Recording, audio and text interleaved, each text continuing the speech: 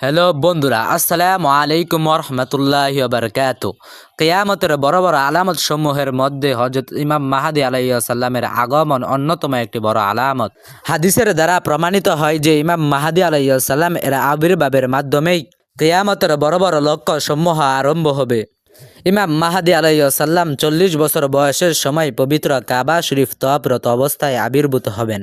সমগ্র পৃথিবী যখন ইসলামের অনুশাসনের চরম অধঃপতনে পতিত হবে, তখন মহান আল্লাহ পাক নির্যাতিত মুসলিম জাতিকে মুক্তির জন্য ইমাম মাহদী আলাইহিস সালামকে ইসলামী পথ নির্দেশনা দিয়ে পাঠাবেন। ইমাম মাহদী আলাইহিস সালাম আল্লাহর নির্দেশে আবির্ভূত হয়ে নবুয়াতির দ্বারাই ইসলামী খেলাফত প্রতিষ্ঠা করে পৃথিবীর বুকে ইনসাফের রাজত্ব প্রতিষ্ঠা করবেন। ইমাম মাহদী আলাইহিস সালাম এর রাজত্বকালের মেয়াদ হবে মাত্র 9 বছর। দাজ্জাল নামক বেঈমান কাফের এবং তার অনুচারদের সাথে বিরাট আকারে যুদ্ধ হবে। যুদ্ধে দাজ্জালকে দলবল সহ ধ্বংস করার পর মুসলমানদেরকে প্রতিষ্ঠিত করে দিয়ে ইমাম মাহদী আলাইহিস সালাম আল্লাহর ডাকে সাড়া দিয়ে পরপার পাড়ি জমাবেন। ইন্না লিল্লাহি ওয়া ইন্না ইলাইহি রাজিউন।